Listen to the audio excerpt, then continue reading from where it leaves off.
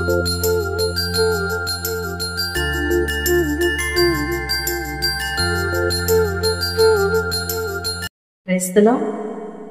ప్రభునందు ప్రియ సహోదరి సహోదరులారా, ఈ ఆధ్యాత్మికమైన కార్యక్రమములకు మిమ్మల్ని అందరినీ ప్రేమపూర్వకంగా ఆహ్వానిస్తున్నాను.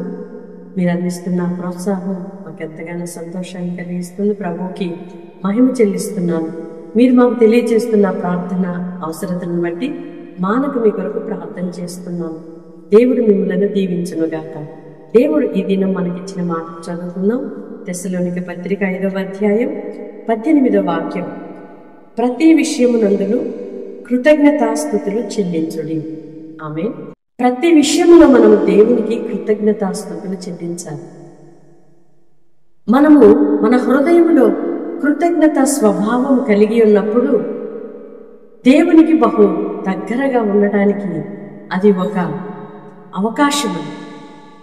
దీనికి భిన్నంగా దేవుడు చేసిన మేలును ప్రక్కన పెట్టేసి, దేవుడు మనకి ఏది ఇంకా ఇవ్వలేదో, ఇంకా మనము పొందుకోలేకపోయామో దాన్ని గురించి మాత్రమే ఆలోచిస్తూ ఉంటాం. ఆయన ఎన్నో ఉపకారాలు చేశాడు, ఎన్నో మేలులు చేశాడు, ఎన్నో గొప్ప కార్యాలు మన జీవితంలో జరిగించారు. వాటన్నిటిని బట్టి కృతజ్ఞతాస్తుతులు చెల్లించడం ప్రారంభిస్తే నీకు ప్రార్థిస్తున్న కార్యములన్నీ కూడా 1 by 1 ఒక్కొక్కటిగా అవి నీ జీవితంలో నెరవేర్చబడడం నేను చూస్తాను. ప్రియ సహోదరి సహోదరుడా, దేవుని ఎడల కృతజ్ఞత లేని హృదయంతో నీవు ఉన్నావా?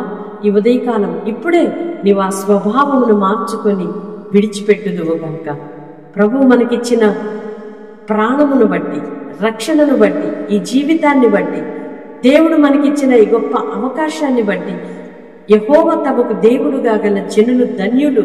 ఇట్టి ధన్యకరమైన జీవితాన్ని బట్టి ఎప్పుడైనా దేవుని కృతజ్ఞతలు చెల్లిస్తున్నామా? ఇట్టి కృతజ్ఞతలు మనము చెల్లించగలిగితే మన అవసరతలన్నీ కూడా అవి దేవుని చేతిలో మనం పెట్టి ఆయన యొక్క ఇష్టానికి, ఆయన సమయానికి అప్పగించుకోగలుగుతాము. మరి మనము ప్రార్థన చేసే విషయంలో ఎలా ఉంటున్నామో ఒక్కసారి మన ఆత్మీయ జీవితాన్ని కూడా పరిశీలనగా తెలుసుకుందాం. దేవుడు మనకి ఇంకా ఇది ఇవ్వాలి, అది ఇవ్వాలి అని మన అవసరతలు, అక్కరలు, బాధలు, భారాలే మనము దేవుని సన్నిధిలో జ్ఞాపకం చేసుకుంటూ ఉంటాము. కానీ ఎప్పుడైనా మరి ప్రభు చేసిన కార్యాలను బట్టి, ఆయన మన ఎడల చూపిన గొప్ప మేలులను బట్టి కృతజ్ఞతలు చెల్లించామా అంటే చాలా తక్కువ సమయమే చెప్తామని. ప్రార్థన చేసినప్పుడు మనం వింటాము ఏమని? ప్రభువా, నా పిల్లలకు ఉద్యోగం అయ్యా, పిల్లలకు వివాహం కావాలి, భర్త మార్పు చెందాలి, ఆర్థిక పరిస్థితులు మెరుగుపరచబడాలి, పంట బాగా పండాలి, పశువులు బాగుండాలి, అన్నీ అడుగుతాము. అడగడం మంచిదే.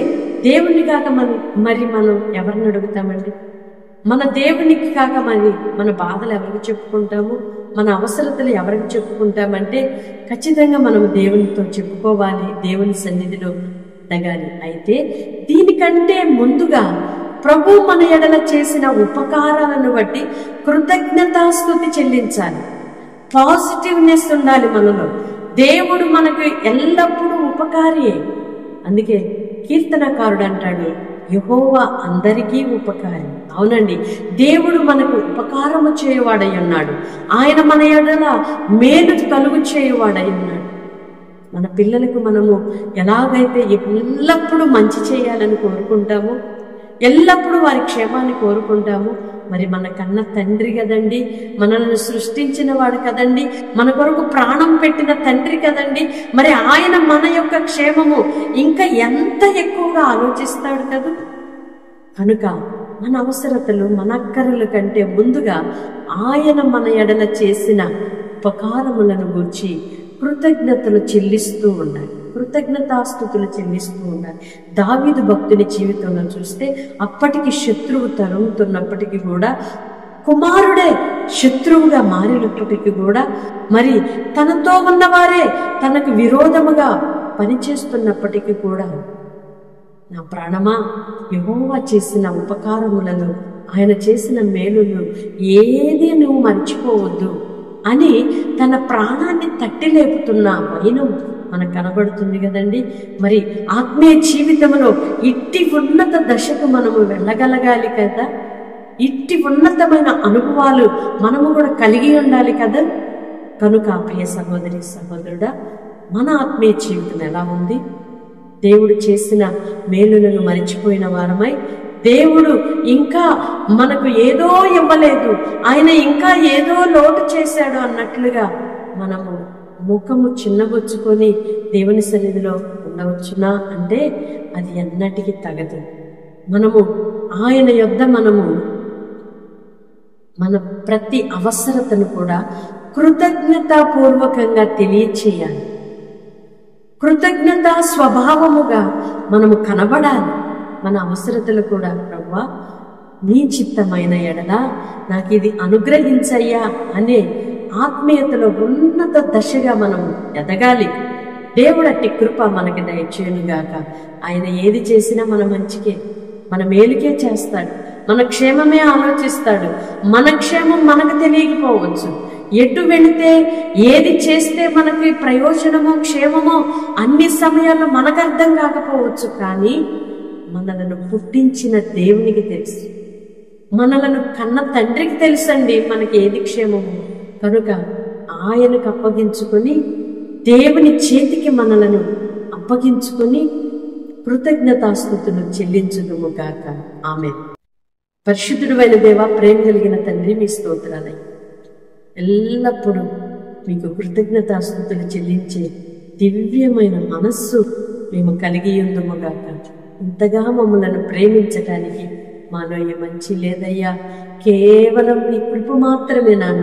మీ కృపతో మమ్మలను జ్ఞాపకం చేసుకున్నారు, మీ కృపతో మమ్మలను రక్షించారయ్యా, మీ కృప చేతనే మమ్మలను ఈ రీతిగా నిలబెట్టారయ్యా. మీ స్తోత్రాలు చెల్లిస్తున్నాను. మా ఎడల మీకున్న దీర్ఘశాంతముకై, మా ఎడల మీకున్న అత్యున్నతమైన కృప వాత్సల్యతలకై మీ కృతజ్ఞతలు చెల్లిస్తున్నామయ్యా.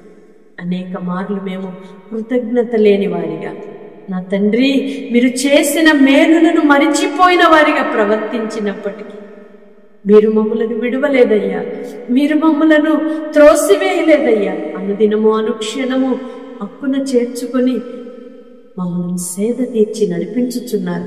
అందుకై కృతజ్ఞతలు చెల్లిస్తున్నామయ్యా. మేము అన్ని విషయాలను ఎల్లవేళలా ఎల్లప్పుడూ ప్రతి సమయములో మీకు కృతజ్ఞతలు చెల్లించగలిగిన ఉన్నతమైన ఆత్మీయ స్థితిని మాకు దయచేయమని అయ్యా, ఎందరైతే ప్రార్థనలు ఏకీభవిస్తున్నారో వారి హృదయాలలో, వారి కుటుంబాలలో కృతజ్ఞత కలుగునుగాక. కృతజ్ఞతతో మిమ్మలను వెంబడించుదురుగాక, మిమ్మలను స్తుతించుదురుగాక. వారికి కలిగిన గాయములు మాన్పివేయబడునుగాక, వారి లోపములు లోటులన్నీ తీర్చబడునుగాక. మీ సన్నిధిలో అయ్యా, ఇదిగో వారి కింద ముఖము కలిగిన వారిగా ఉండడానికి వీల్లేదు.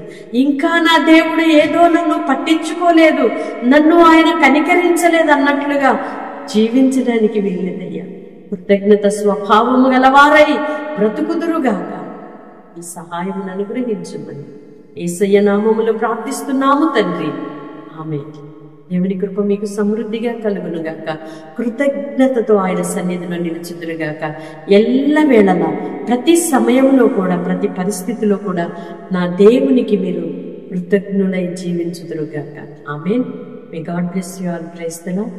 వాగ్దానం రిసీవ్ చేసుకొని తప్పకుండా మీ స్నేహితులకు, మీ బంధువులకు, మీ ఇరుగు పొరుగు వారికి, మీ ఆత్మీయులకు షేర్ చేయండి. అలాగూ సహకరిస్తున్న మిమ్మల్ని అందరినీ కూడా నా దేవుడు దీవించునుగా. ఆమేన్. God bless you.